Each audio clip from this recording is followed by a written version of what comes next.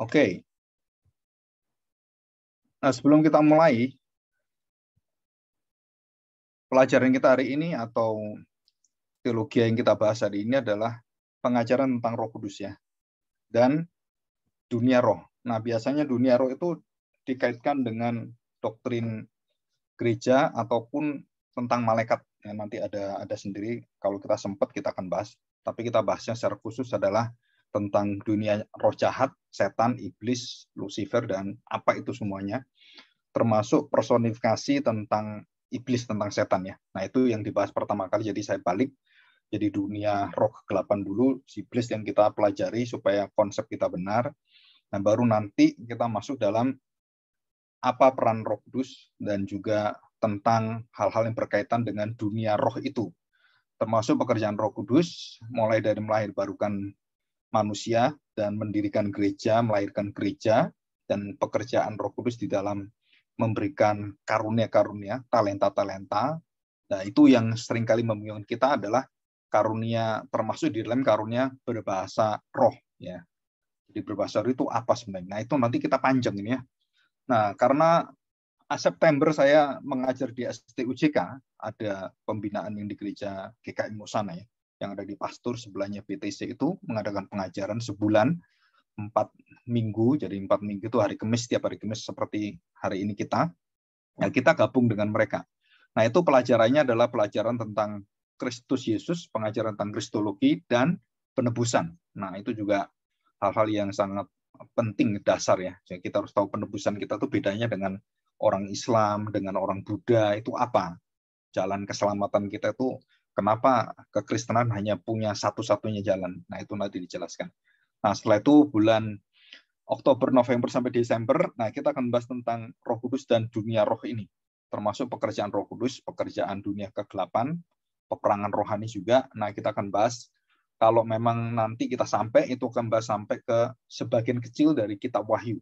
Ya, kita akan melihat bahwa selalu ada kaitan dari awal manusia diciptakan sampai akhir, itu setan itu bersama-sama terus.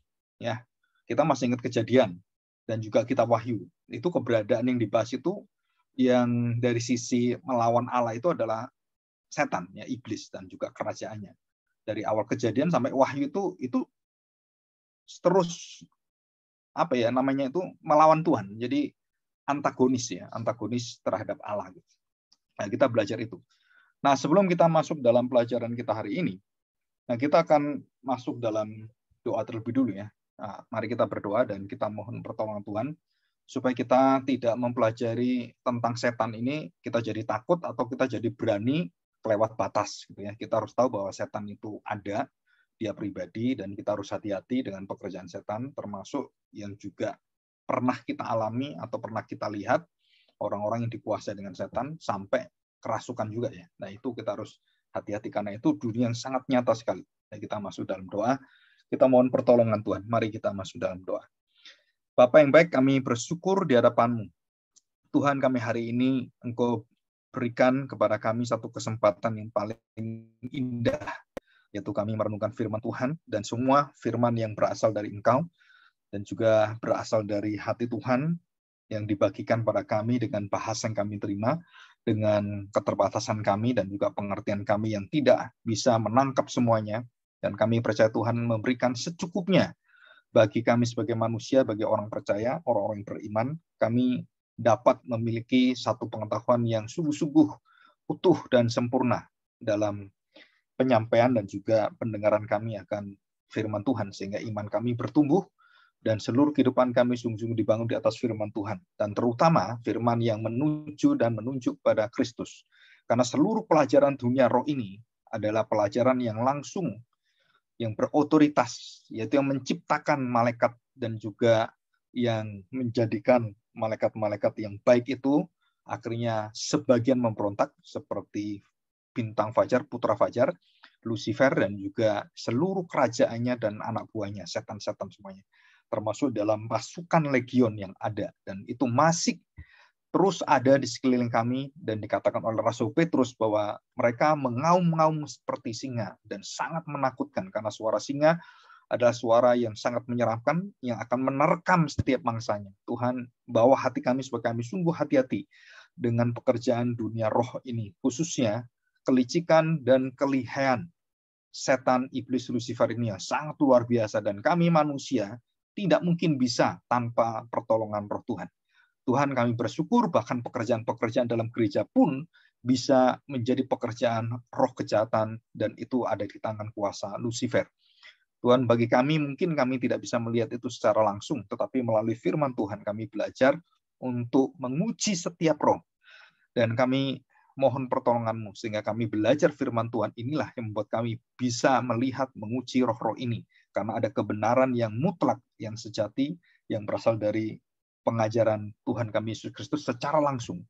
Dan hanya Tuhan Yesus yang mengajarkan dengan jelas asal-usul dan seluruh siapakah iblis itu, Lucifer dan setan itu. Dan seluruh konco-konconya. Terima kasih Bapa, bawalah hati kami supaya kami belajar dengan sungguh-sungguh, mengenal dengan baik dan teliti dalam firman Tuhan. Di dalam nama Tuhan Yesus kami serahkan doa kami. Amin. Oke. Nah, kita akan membaca firman Tuhan ya. Ada 2 teks ayat. Kejadian pasal yang ketiga, ayat 1 sampai ketiga ya. Kejadian pasal 1. Ayat 1 sampai 3, terus ayat 13 dan 15 ya. Ini agak loncat karena saya hanya membaca tentang si ular ya. Ada kata ular itu. Nah, itu adalah menunjukkan satu pribadi yang memakai, nah nanti kita akan pelajari ini, yang memakai binatang ular sebagai agennya, sebagai alatnya, sebagai apa ya, rumahnya gitu. Dan ular itu, binatang itu bukan setan sebenarnya, tapi ular itu dipakai ya, dipakai untuk mewujudkan supaya bisa dikendalikan, dan itu berkaitan dengan binatang yang tanda petik dirasuki oleh Lucifer itu ya. Dan itu satu misteri sebenarnya. Oke, kita akan bacain. Kejadian pasal 3 ayat 1. Manusia jatuh ke dalam dosa. Adapun ular ialah yang paling cerdik. Dan ini jelas ular ini ular binatang ya. Yang cirinya itu sangat cerdik. Dikatakan yang paling cerdik dari segala binatang di darat. Nah, di darat itu yang paling cerdik termasuk pinter ya. Dan bagaimana caranya, dan bagaimana dia mau memangsanya, dan bagaimana dia mau menangkap itu dia punya kecerdikan yang sangat brilian ya, sangat berbeda dengan binatang yang lain. Jadi yang paling cerdik dari segala binatang di darat yang dijadikan, nah perkataan ini penting, yang dijadikan oleh Tuhan Allah ya. Tuhan Allah, jadi Yahweh, yaitu Elohim itu ya. Nah, ular itu berkata pada perempuan itu. Dikatakan ular itu berkata dengan perempuan itu. Jadi berkata itu artinya apa? Memakai bahasa manusia. Jadi bukan bahasa ular ini. Jadi ular tidak ada bahasanya. Tapi ular itu bisa berbahasa karena apa? Karena ada pribadi yang menguasai ular itu, yaitu iblis.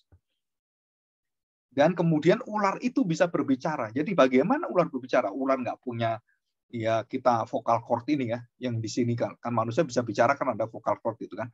Nah, ular mana bisa? Kok bisa? Nah, karena ada kekuatan yang luar biasa dari dunia roh, dari iblis, yang mendiami, yang ada di dalam ular itu, sehingga ular itu bisa berbicara. Nah, sore ini dunia roh ya. Jadi dunia roh masuk ke dunia fisik, dan dunia fisik itu dikuasai dan kemudian bisa berhubungan dengan bahasa manusia. Jadi jelas sekali, iblis itu bisa bahasa manusia. Tapi manusia belum tentu bisa bahasa iblis. Bahasa malaikat itu yang istilah kita bahasa malaikat, tapi dia jatuh dalam dosa. Dikatakan di sini ular itu berkata, jadi berhubungan, berbicara dan berkomunikasi kepada perempuan itu. Dan ular itu berkata, demikian berkata, tentulah Allah berfirman, semua pohon dalam taman ini jangan kamu makan buahnya. Bukan. Nah, saudara perhatikan, karena ular disebut oleh Tuhan Yesus sebagai bapak pembohong, semua yang dikatakan itu sepertinya firman Tuhan, tetapi dia bohong, dia kelabui.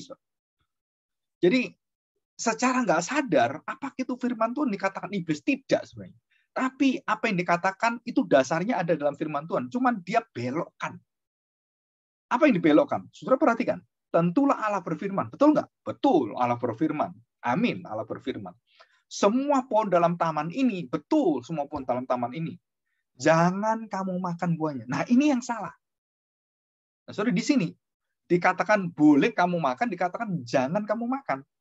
yang diperbolehkan dijangankan oleh iblis. Yang iblis perbolehkan dilarang oleh Tuhan. Nah, gitu kan. Jadi ini permainan antara yang diperintahkan Tuhan tidak boleh dimakan, yang boleh dimakan, dikacaukan oleh iblis. Boleh kamu makan, tidak boleh kamu makan. Jadi dibalik oleh iblis. Nah, ini cara teknik bagaimanakah iblis dari awal mula itu mencobai manusia dengan cara yang begitu jelas memutarbalikkan kebenaran firman Tuhan. Jadi perintah Allah itu diambil dan kemudian diramu oleh dia, terus kemudian dihadirkan kembali dengan kalimat-kalimat yang sepertinya sama, tetapi ujungnya beda. Ini cara iblis ya. Jadi keberadaan iblis pertama kali adalah dari binatang, kemudian iblis diam di sana dan mempengaruhi binatang. Binatang itu bisa berbicara dengan manusia. Jadi ada berapa dunia yang berbeda. Pertama, dunia roh iblis dengan binatang sudah beda, kan? Tapi dunia iblis bisa masuk ke binatang. Nah, saudara, banyak orang mengatakan, oh binatang itu bisa nggak kerasukan, bisa nggak didiami oleh setan? Bisa, saudara. Karena Alkitab ada, ya Alkitab bisa, dan Tuhan pun bisa mendiami dan mengatur keledai bisa berbicara, bisa, saudara. Ya, kita ingat Biliam, keledai pun bisa bicara, ya. Jadi ini iblis memakai ular berbicara. Sama. Jadi Tuhan bisa, iblis juga bisa gitu. Jadi ini dunia roh dengan dunia kebinatangan. Jadi binatang juga punya roh ya. Jadi rohnya ke bawah, kalau manusia rohnya bersama ke atas dari Tuhan, berasal dari Tuhan dan kembali pada Tuhan gitu kan. Nah, sedangkan malaikat juga sama, berasal dari Tuhan dan semua itu dari atas ke atas dan binatang rohnya ke bawah ya, dalam Pengkhotbah dikatakan demikian. Nah, kita harus mengerti bahwa yang dikatakan di sini adalah semua firman Tuhan yang dikatakan oleh iblis, semua bukan firman Tuhan yang benar, yang tepat, yang persis sama dengan apa yang dikatakan firman Tuhan. Enggak. Dia putar balik. Dia mengelabui. Dia mempermainkan firman Tuhan dan dia kemudian yang boleh menjadi tidak boleh. Yang diizinkan menjadi tidak boleh diizinkan. Yang dilarang menjadi boleh, boleh kalau kamu. Nah, saudara, ini satu apa ya? Satu toleransi sebenarnya kalau kita ngomongin, satu kehendak yang dibuka semuanya. Nah, harusnya ditutup terus dibuka. Nah, dikatakan di sini, tentulah Allah berfirman, semua pohon dalam taman ini, semua pohon ya, jangan kamu makan buahnya. Bukan. Nah, dia bertanya. Jadi kalau dia ngomong iblis salah enggak? Ya enggak juga. Kenapa? Walaupun kalimat dia salah kan dia bertanya. Bukan benar enggak? Jadi kalau iblis mengatakan benar ya Tuhan ngomong ini, enggak ada bukannya, enggak ada pertanyaannya. Nah, itu berarti iblis dengan tegas menolak dan langsung melawan firman Tuhan. Enggak. Untuk manusia, dia berikan pertanyaan selalu supaya manusia itu punya satu keinginan tahu dan terusik gitu kan, dan kemudian dia mulai terbuka pikirannya di situ. Ayat 2. Lalu sahut perempuan itu kepada ular itu. Nah, otoritas perempuan itu tidak berbicara dengan suaminya, dia bicara sendiri langsung. Padahal yang mendapatkan perintah itu suaminya, dan dia waktu itu belum ada ya, karena belum diciptakan. Nah, waktu suaminya mendapatkan baru bersama dengan dia. Nah, dia tidak bicara otoritas kepada suaminya, kepada Adam, tapi dia langsung berbicara dengan ular itu. Dan ini sudah masuk dalam perangkapnya. Lalu saat perempuan itu pada ular, buah pohon-pohonan dalam taman ini boleh kami makan. Boleh, saudara. Bukan jangan. Jelas perempuan ini benar. Boleh kami makan. Ya, jelas ya, benar kan? Nah, saudara perhatikan ayat 3. Tetapi tentang buah yang ada di tengah-tengah taman, Allah berfirman, jangan kamu makan ataupun raba buah itu. Nanti kamu mati. Dan bukan akan mati, mungkin mati. Ya, kalau dijadikan oleh Tuhan perintah itu pasti mutlak dan konsekuensinya, resikonya itu jelas. Saudara, perempuan ini mengatakan nanti kamu akan mati. Padahal dikatakan bukan nanti, kamu akan mati, pasti kamu mati. Dan perempuan ini sudah mulai menambahkan nanti saya mati. Padahal dikatakan kamu makan, kamu mati langsung. Ya, pada waktu kamu makan. Nah, itu ada satu permainan kata yang kemudian karena melayani iblis, nah perempuan ini mulai mengendorkan seluruh daripada kalimat-kalimat firman Tuhan, dan ketegasan firman Tuhan itu mulai ketarik dia, ya, mulai molor dia, mulai ya boleh apa ya, kalau orang mulai bisa direnggangkan, ya cair gitu. Dan itu bahaya sekali. Ya, apa yang ditulis Alkitab dikatakan Tuhan itu kita nggak boleh ubah. Walaupun kita mau memperhalus sekalipun, kita nggak boleh. Kenapa nggak boleh? Ya itulah firman Tuhan. Jadi nggak bisa ditambah, nggak bisa dikurang. Ya, dikatakan jelas sekali. Terus kita lihat ayat 4. Tetapi ular itu berkata pada perempuan itu, sekali-kali kamu tidak akan mati. Kamu nggak akan mati. Dikatakan pasti mati. Nggak akan mati. Nah, semua diputar balik. Jadi Tuhan Yesus katakan dalam Yohanes, ya, bahwa iblis bapak pembohong itu betul-betul, saudara. Arti pembohong ini bukan cuma menipu, bukan ya, tapi memutarbalikkan seluruh firman itu supaya kita terpleset jatuh karena licin, dan dia buat supaya kita jatuh. Dan itu cara iblis supaya kita tuh terperangkap di dalamnya dan didakwa di dalamnya, dan kita dihancurkan sehancur-hancurnya dan mengalami maut seperti dia. Ya, jadi ini jelas. Dikatakan jangan kamu makan ataupun raba buah itu. Ya, ditambahi oleh perempuan itu kan, nanti kamu akan mati. Padahal tidak boleh makan. Jangan kamu raba, nggak boleh makan, nggak boleh tambah-tambah, nggak boleh apa ya istilahnya diperhalus sekalipun nggak boleh. Dan iblis katakan sekali-kali kamu tidak akan mati. Nah, dia sudah masuk ini. Ya. Nah, kita lihat, saudara, kita belajar bagaimana teknik iblis, bagaimanakah iblis menjatuhkan manusia, dan bagaimana kalimat-kalimat itu bisa mempermainkan dan menjebak manusia, dan kemudian manusia mulai kendor, mulai cair, dan ketegasan, terus kemudian kekuatan firman Tuhan, otoritasnya itu dia mulai turun. Dan di situ dihantam oleh iblis langsung. Pastilah dikatakan mati, dikatakan tidak akan mati, kamu gak akan mati. Dan apa yang dikatakan? Surah kalimat ditambahkan oleh iblis, ayat yang kelima. Tetapi Allah mengetahui bahwa pada waktu kamu memakannya, matamu terbuka, dan kamu akan menjadi seperti Allah, tahu yang baik dan yang jahat. Ya, tapi dalam dosa, tahu yang baik dan jahat, tetapi di dalam dosa. Jadi seluruh kecenderungan hatinya dalam melakukan dosa, tahu baik dan jahat, tetap ada yang melakukan jahat terus. Dan itu sifat manusia dalam dosa. Kerakusan kita, keinginan kita, egois kita, surah itu sudah natur alami waktu jatuh dalam dosa. Surah itu betul-betul itu kita alami dan kita tidak akan menyangkalinya. Dan ini jebakan dari setan, ya. Dan akhirnya masuklah perempuan itu.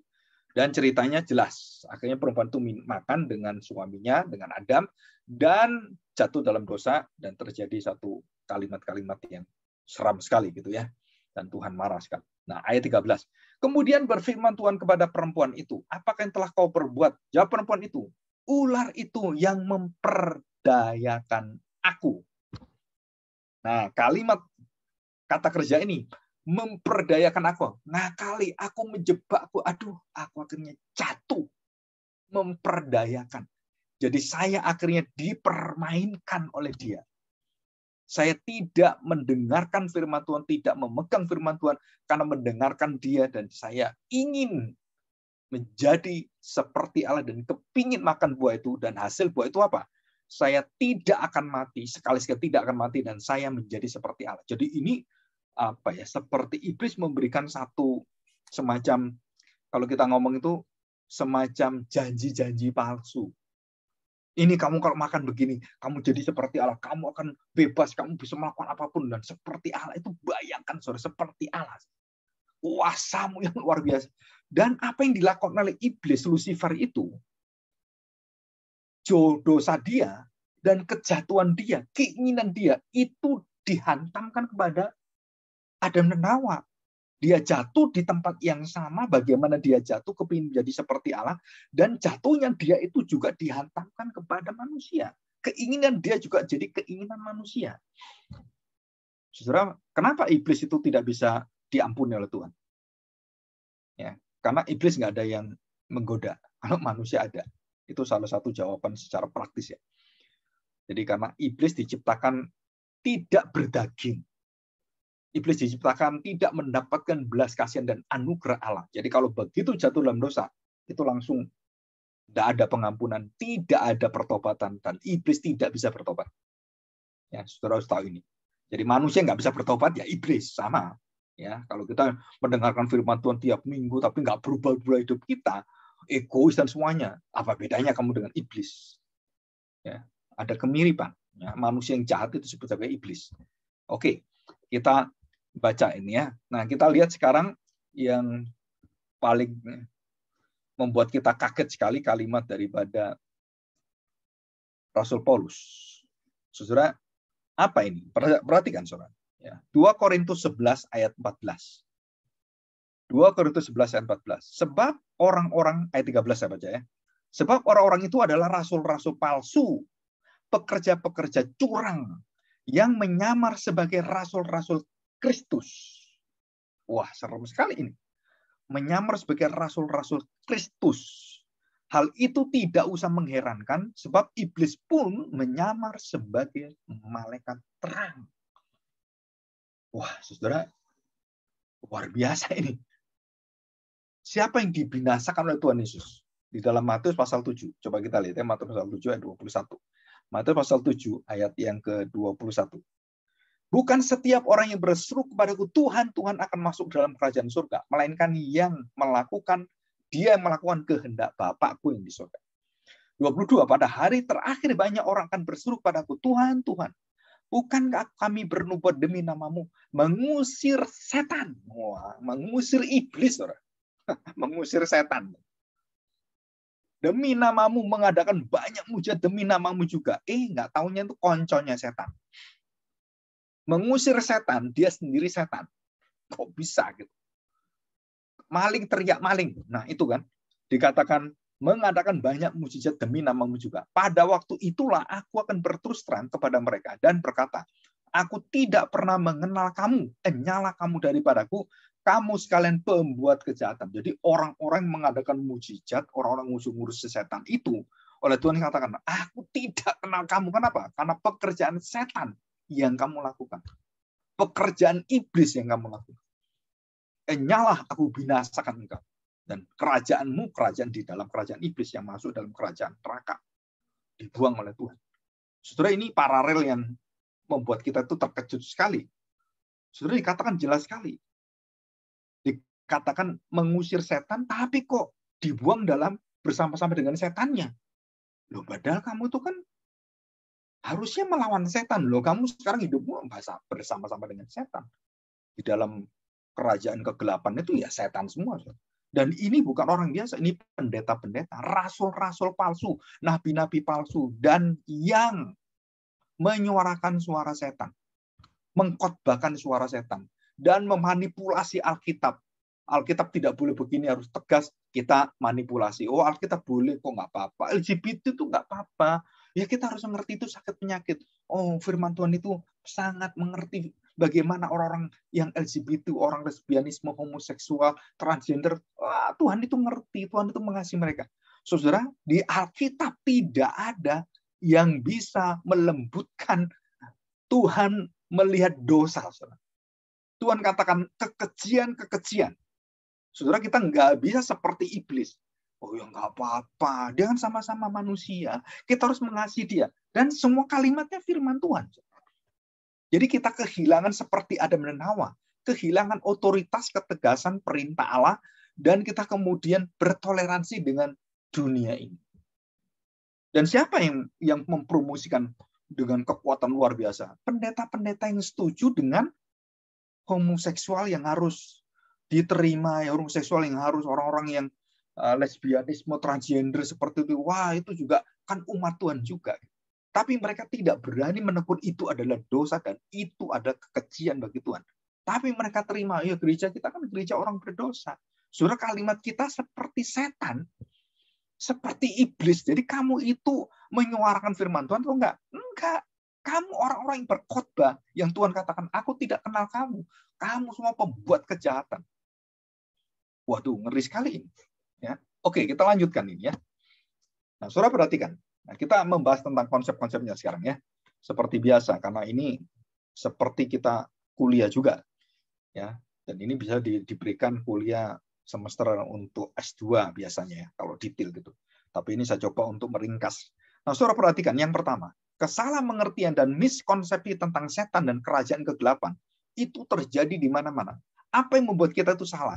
Karena kita dari kecil ditakut-takuti dan dibentuk, dicekokin dengan pengertian-pengertian yang salah. Dan kita tahu dunia setan itu ada, jin semua itu ada. Bukan tidak ada.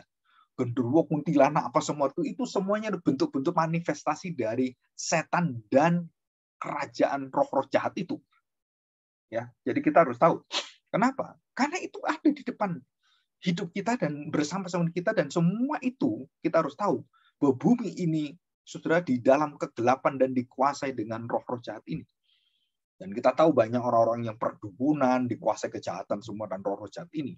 Dan mereka berhubungan dengan dunia seperti ini, saudara. Dan kita harus hati-hati. Dan orang Kristen dilarang keras menghubungi dukun-dukun. Ya, orang-orang pintar dengan kuasa-kuasa tanda petik, sihir dan ilmu-ilmu yang di luar daripada batas kemampuan manusia yang berkaitan dengan dunia roh. Nah, kalau di Barat, saudara, itu Halloween. Yang tahu Halloween ya, hari setan. Jadi hari setan diperingati dan semuanya figurnya tuh memakai rupa-rupa setan dengan mukanya, terus kemudian iblis yang ada tanduknya, terus kemudian giginya ada taringnya seperti Dracula, atau kalau di Indonesia tuh kuntilanak, hantu, dan semua bentuk manifestasi semua itu. Figur-figur seram di setiap suku-suku bangsa dan kebudayaan-kebudayaan itu yang membuat kita akhirnya tidak bisa melihat dengan jelas, dengan jernih, setan itu apa sebenarnya. Ya. Dan setan sangat senang kalau dia disenangi, dipuji-puji, kemudian diagung-agungkan. Wah, senang sekali setan. Kenapa? Karena ya itulah keinginan setan. Dia mau jadi seperti Tuhan, dipuji-puji. Nah, saudara, kemudian biasanya manifestasi itu apa? Kita kemudian memakai semua penampilan kita itu yang berkaitan dengan dunia. Sebenarnya, saudara perhatikan nih, sebenarnya kita sedang dijadikan seperti binatang, ya, oleh setan. Coba perhatikan. Manusia bertanduk, loh, tanduk itu kan binatang. Punya gigi taring, nah taring itu kan binatang. Terus kukunya werewolf gitu kan. Manusia menjadi serigala gitu. Karena ini semua berkaitan dengan dunia klinik, mistik, dan mitos, serta dunia-dunia yang begitu ragam dan menyesatkan kita. Dan itu ada semua dalam buku-buku yang semuanya. Termasuk dalam buku-buku Yunani. Saudara, kita tahu ada yang berkaitan dengan dunia dewa, dunia manusia, dunia binatang, dan ada ular-ular yang bisa berbentuk dewa menjadi ular gitu. Ya, jadi dewa-dewa itu bisa membuat dirinya itu dikenal dengan bentuk-bentuk binatang-binatang. Nah, saudara, ini sesuatu yang wajar di dalam kehidupan dunia kebudayaan seperti itu. Nah, kemudian apa? Karena bentuk-bentuk yang menyeramkan itulah yang diambil, kemudian dipakaikan, dan tanduk, gigi taring, kemudian mata melotot, kemudian usus yang keluar, kostum-kostum menyeramkan. Waduh, saudara, itu semuanya untuk apa? Supaya kita tidak kenal lagi siapa setan, saudara. Jadi seolah-olah setan itu tidak lagi sesuatu yang begitu berbahaya, itu menjadi teman kita. Dan di jalan-jalan Asia Afrika di Bandung, ya kostum cosplay itu ya, kostum yang untuk orang-orang itu semua itu, itu ada yang kuntilanak kepalanya 3 gitu kan, terus ada binatang-binatang campur dengan Marvel, toko-toko Iron Man, itu semua campur di sana.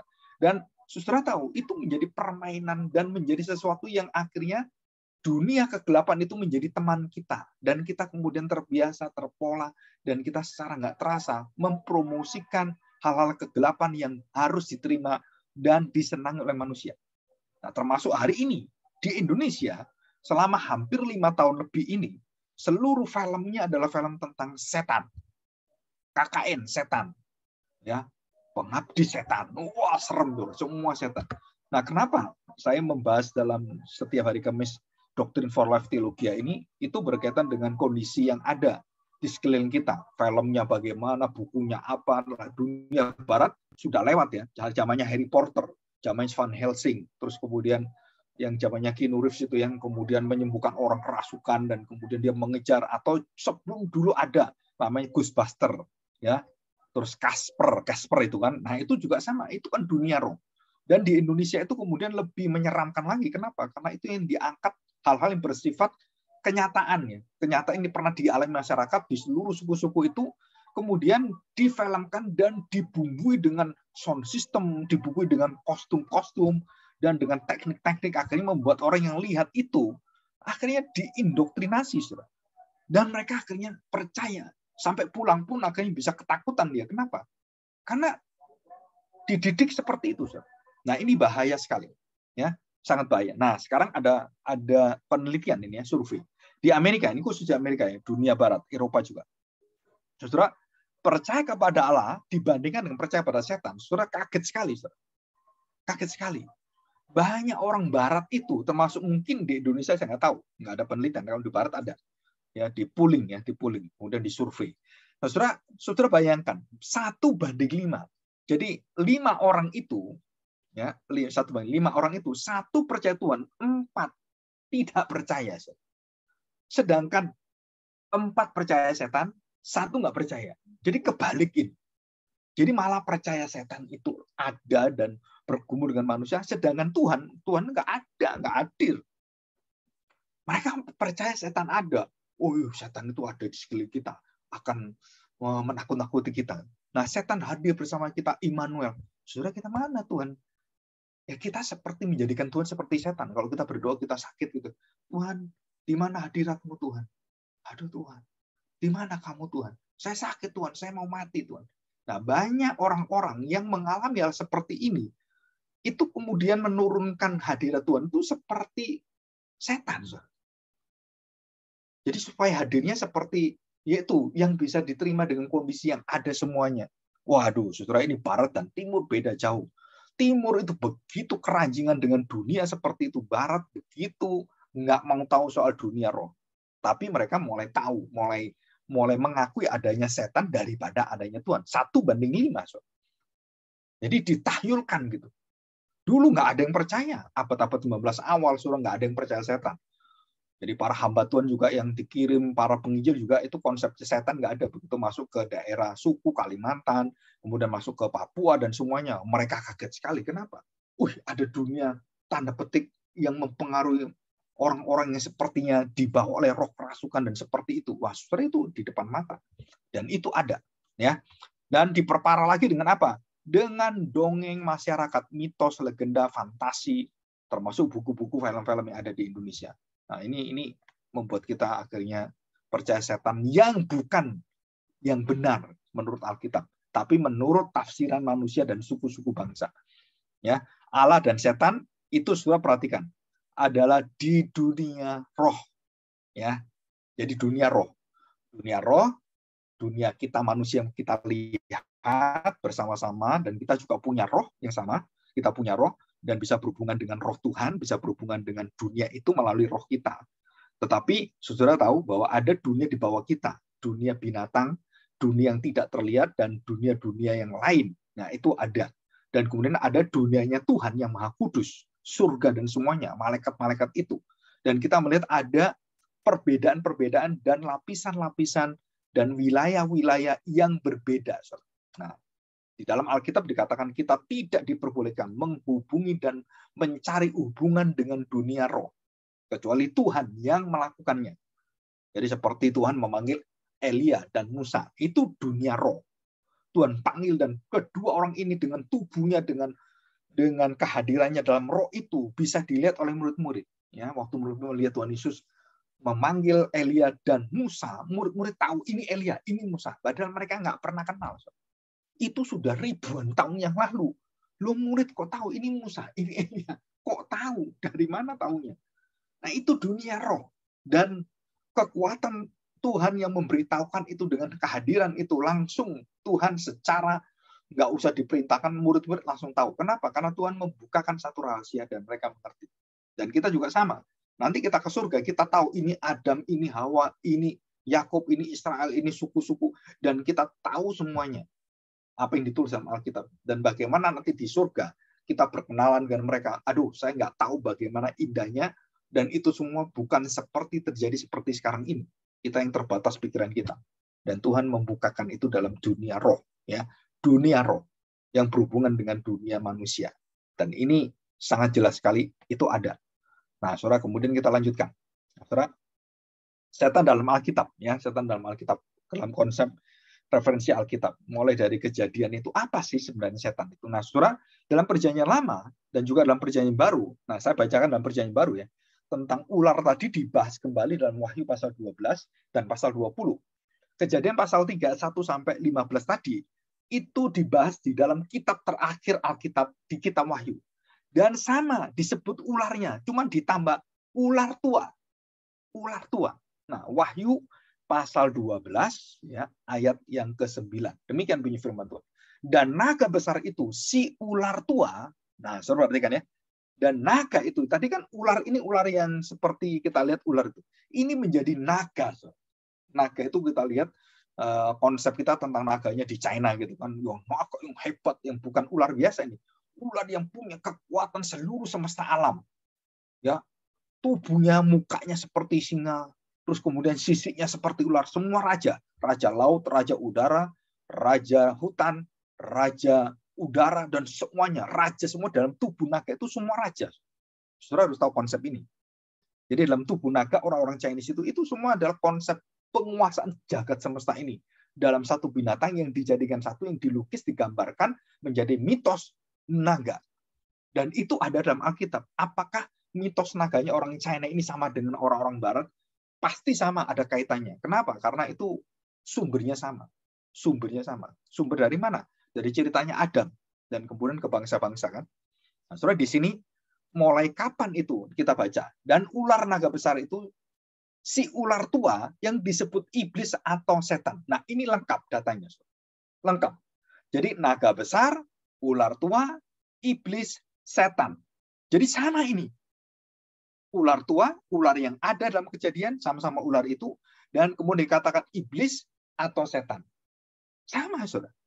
Ini menunjukkan satu pribadi yang sama. Yang mencobai Tuhan Yesus juga sama. Ya sama ini. Yang mencobai beberapa nabi-nabi juga sama. Ini semua sama. Dan dikatakan yang menyesatkan seluruh dunia. Dilemparkan ke bawah, ia dilemparkan ke bumi bersama-sama dengan malaikat-malaikatnya. Nah ini. Jadi dari surga dia memberontak, dibuang oleh Tuhan ke bumi. Jadi bumi belum berbentuk kosong dan kacau balau. Kenapa? Kacau sekali bumi. Sebelum Tuhan menjadikan hari pertama, hari kedua, hari ketiga, hari keempat, sampai hari ketujuh. Bumi kacau, karena di situ kerajaan kegelapan. Gelap dan kacau balau. Karena di situ kegelapan. Dan kenapa Tuhan menjadikan bumi menjadi dasar dari seluruh ciptaan, dan dia menciptakan manusia di situ, semua keindahan kebaikan di situ. Saudara, kenapa? Karena Tuhan ingin menyatakan seluruh jagat semesta alam ini, dunia apapun adalah milik Tuhan, dan dia jadikan itu. Itu kedaulatan Tuhan, dan itu keilahian Tuhan. Memamerkan kepada setan, dan kamu tidak akan bisa menguasai lagi dunia bumi yang tidak berbentuk ini. Karena aku akan bentuk dan manusia menguasainya. Dan setan marah sekali, kenapa? Kok manusia sekarang yang berkuasa? Loh, aku kok nggak berkuasa? Nah, di situ dicobailah manusia. Yaitu motivasi pertama kali. Ya, kita lihat ini. Oke, kita sekarang lanjutkan ya. Kita lanjutkan. Perhatikan, saudara. Ya. Nah, saudara, setan atau satan itu dalam bahasa Ibrani artinya apa? Saudara, artinya adalah musuh, melawan, anti Tuhan. Ya, selalu melawan Tuhan dan tidak pernah taat, tidak pernah tunduk pada Tuhan, selalu melawan sampai mati dia melawan. Jadi setan itu pejuang sejati di dalam dosa. Pejuang sejati di dalam keegoannya. Dan dia sampai mati. Memusuhi Allah. Sampai dihukum Allah. Karena dia tidak bisa bertobat. Dia tidak bisa menyesal. Dan dia tidak punya hati belas kasihan. Nggak ada. Ya, setan nggak ada kasihnya. Hatinya nggak ada kasihnya. Jadi kalau setan, kita berteman dengan setan, kita mendapatkan kasih yang palsu. Ya, yang akan menghancurkan kita. Nah, dalam perjanjian baru dipakai kata diabolos. Ya, dalam perjanjian baru. Artinya yang menghasut, yang membuat kita berbohong. Yang membuat kita akhirnya menyelewengkan semua yang benar menjadi nggak benar. Nah, itu diabolos. Dalam bahasa Inggris disebut devil. Nah, devil itu dari bahasa awalnya Anglo-Saxon itu namanya evil. Ya, evil. Bentuknya E-Y-F-E-L. Devil, ya, roh jahat. Nah, di dalam bahasa Latin kemudian menerjemahkan dari bahasa yang ada putra fajar atau cahaya pembawa cahaya. Jadi putra pembawa cahaya. Cahaya apa? Cahaya kemuliaan Allah sebenarnya. Nah, itu dari kata Lucifer dibagi menjadi dua. Lux, ya. Lux itu sabun. Lux itu sabun yang mewah, sabun yang bercahaya, sabun yang indah gitu kan. Lux atau bahasa lucis, ya, bahasa Latinnya itu lux dan lucis. Dan kemudian fere. Fere itu artinya membawa. Lucifer. Lucifer dari lucifere. Lux fere. atau Luciferi, Lucifer. Nah, saudara, ini dari bahasa Latin.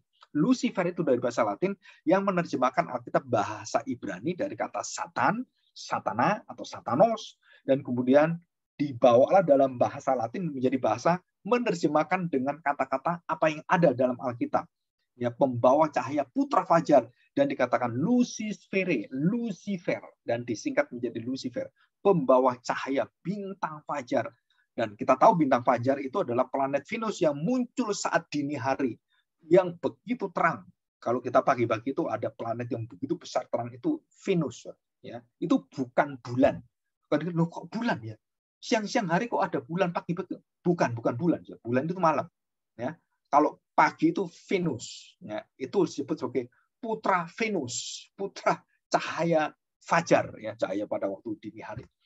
Nah, saudara, dalam bahasa Perjanjian Baru, ada dalam 2 Petrus pasal 1:11 dikatakan fosforos, yang namanya juga Lucifer, dari kata fosfor. Fosfor itu cahaya, fos itu, jadi pembawa cahaya. Yeskiel juga sama, dikatakan penguasa neraka. Ada orang mengatakan, wah ini penguasa neraka. Saudara, iblis bukan raja neraka, penguasa neraka.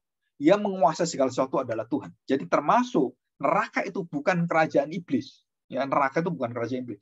Neraka itu adalah semua tunduk kepada Allah, dan penguasanya betul iblis-iblis di sana. Tapi neraka itu adalah diciptakan Allah untuk tempatnya iblis dihukum. Jadi bukan iblisnya penguasa dan raja atau pemilik dari neraka ini, bukan. Neraka itu yang miliki Tuhan. Karena yang menciptakan dia miliknya dia.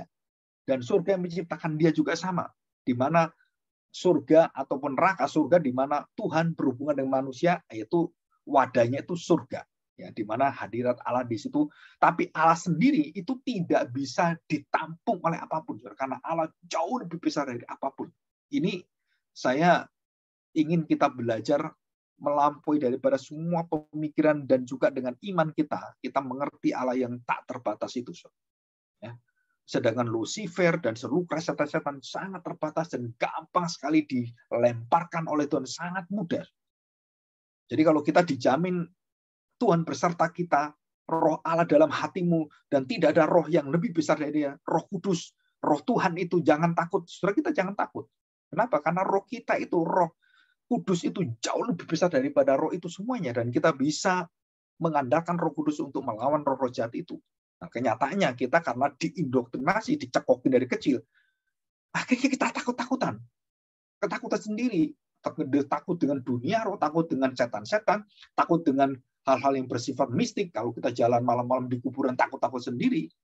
Ya, bukan, orang mengatakan bukan takut binatang atau setan, Pak, tapi takut maling, Pak, takut rampok. Ya, itu bisa kalau seperti itu. Tapi kalau kita tanpa sebab takut seperti itu yang dididik, nah saudara, kita jatuh ke dalam pengertian yang melemahkan kita kemudian melihat siapakah setan ini. Ya, jadi kita harus mengerti ini. Oke, nah saudara perhatikan. Sekarang kita menerima penjelasan. Setan itu adalah pribadi. Ya, perhatikan ya, pribadi. Mempunyai bahasa komunikasi dan bisa berkomunikasi dengan manusia, bisa berkomunikasi dengan Tuhan, dan bisa berbicara dua arah dengan Tuhan. Ya, two ways ya, bukan one way ya, tapi two ways. Jadi dengan manusia juga bisa berbicara dan berkaitan.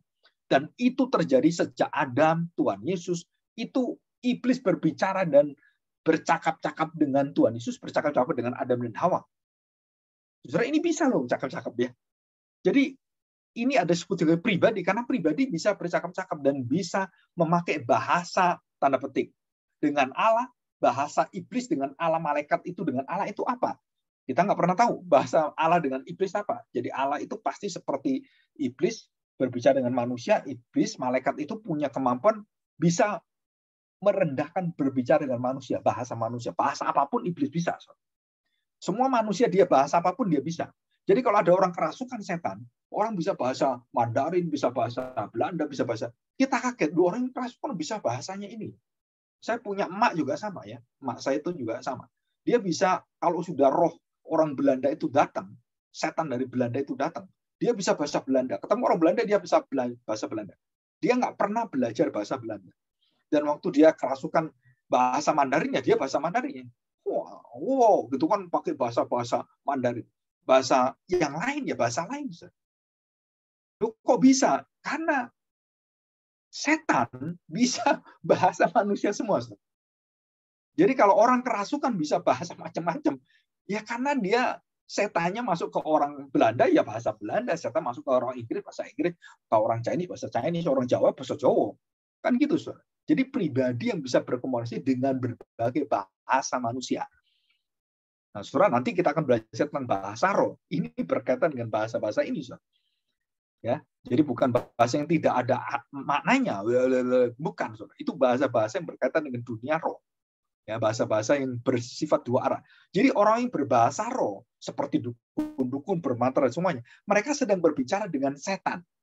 Berhubungan dengan setan. Nah, apakah bisa, Pak, di gereja, bahasa roh itu bisa berhubungan dengan Tuhan atau dengan setan? Bisa dua-dua.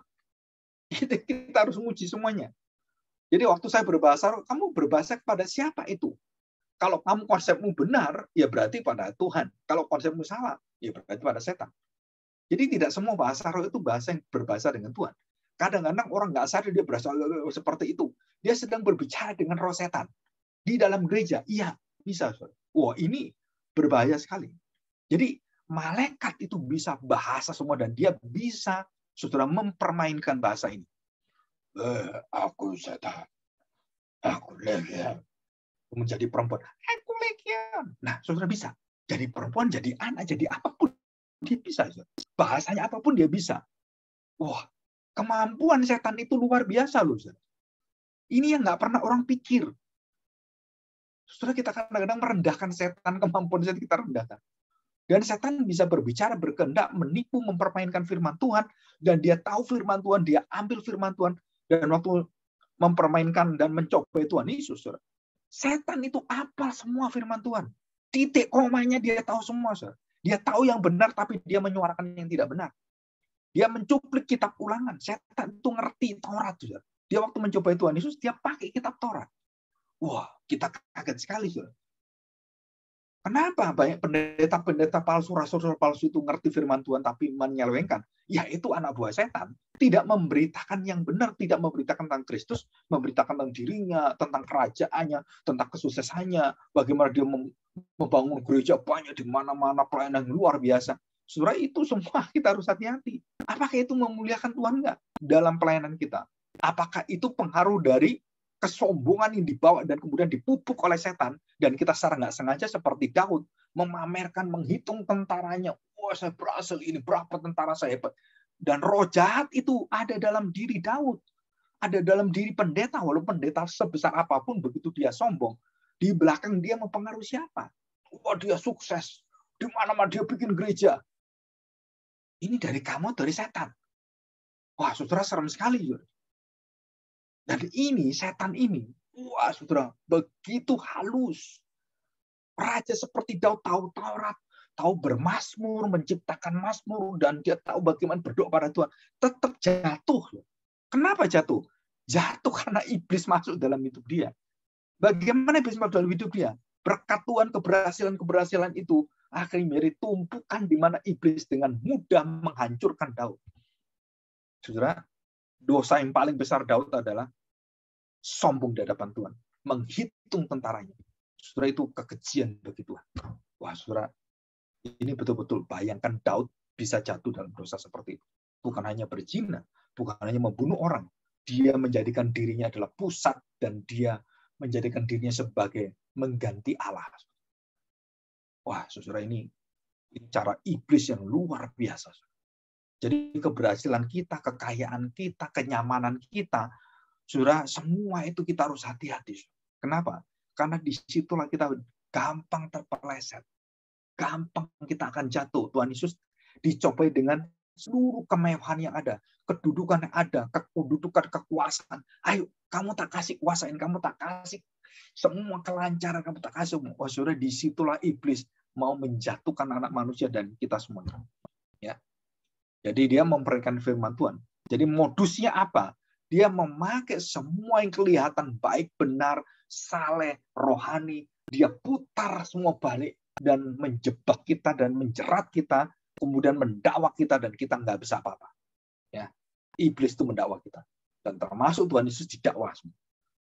Berapa kali Tuhan didakwa oleh orang-orang di sekelilingnya, ahli Taurat, orang Farisi, wah itu semua mendakwa dia dan terus mendakwa dia. Bukan hanya iblis waktu mencobai dia, tapi jalan hidupnya dia, mereka menghadapi apa semuanya. Saudara, mereka menghadapi satu cerita bagaimana Tuhan Yesus dicobai setiap hari, setiap saat, dan terus diserang oleh iblis, didakwa dan dilawan habis-habisan. Anti Christ, anti God, anti Allah, anti Kristus. Tuhan Yesus mengatakan pada kita, mereka membenci kamu, bukan membenci kamu, karena mereka membenci aku. Dunia membenci aku sehingga kamu dibenci. Ya, jadi ini jelas sekali. Kita tahu. Jadi Lucifer, setan itu betul-betul adalah pribadi dan punya kuasa yang luar biasa dan bisa berkomunikasi dengan seluruh bahasa manusia dan cara manusia bergaul, dia menguasai semuanya.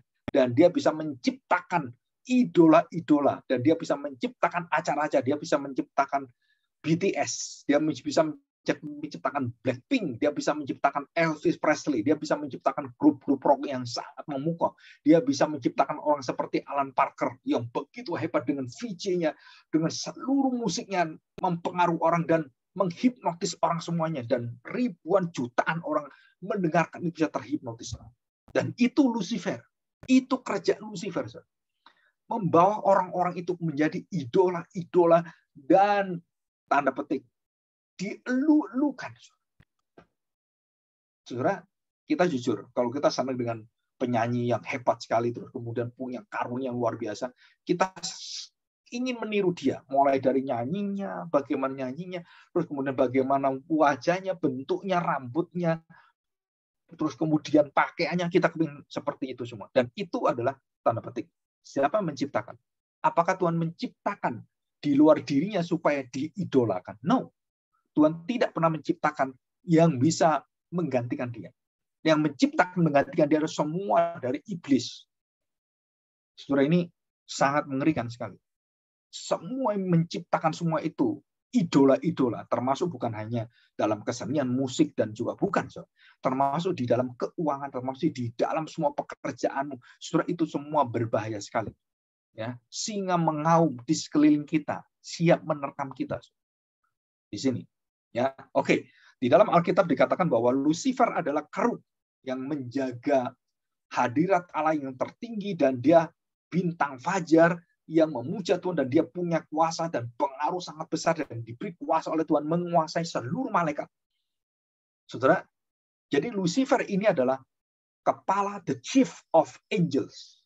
Jadi kepala seluruh malaikat, termasuk di dalamnya Mikael, Rafael, ya, Rafael, Mikael, Gabriel itu di bawah Lucifer. Pada waktu dia diciptakan Tuhan menguasai semua, itu semua di bawah dia semuanya, di bawah kekuasaan dia. Dan waktu dia jatuh dan Tuhan memberikan kuasanya kepada Mikael dan Gabriel untuk apa? Mikael untuk melawan setan dan dia diberi kuasa Tuhan dan mengalahkan setan, mengalahkan Lucifer. Dan sangat mudah Tuhan memberikan kuasa itu karena dia tidak terbatas. Dan kemudian dihancurkan lalu Lucifer buang ke bumi ini. Dan ini asal-usul daripada Lucifer dan seluruh pekerjaannya. Ya, kita bersyukur hari ini kita belajar baik-baik dan di dalam kitab Wahyu ini kita belajar hal yang sangat penting sekali. Ya, oke, kita tutup dengan Wahyu pasal 20. Wahyu pasal 20 ayat yang kedua. Ya, minggu depan kita lanjutkan lagi dengan dunia roh jahat. Ya, dan kita akan melihat beberapa pengaruh lebih detail ya. Wahyu 20 ayat yang pertama dan kedua. Kerajaan 1000 tahun. Lalu aku melihat seorang malaikat turun dari surga, memegang anak kunci jurang maut dan suatu rantai besar di tangannya. Ia menangkap naga, si ular tua, yaitu iblis dan setan. Iblis dan setan. Dan ia mengikatnya 1000 tahun. Lalu melemparkannya ke dalam jurang maut dan menutup jurang maut itu dan memeteraikannya di atasnya, supaya ia jangan lagi menyesatkan bangsa-bangsa. Sebelum berakhir masa 1000 tahun itu, kemudian daripada itu ia akan dilepaskan untuk sedikit waktu lamanya. Nah, saudara, ini tafsirannya banyak orang, oh iblis sekarang berkeliaran setelah Tuhan Yesus itu sampai akhir zaman iblis menguasai dunia. Bukan, saudara.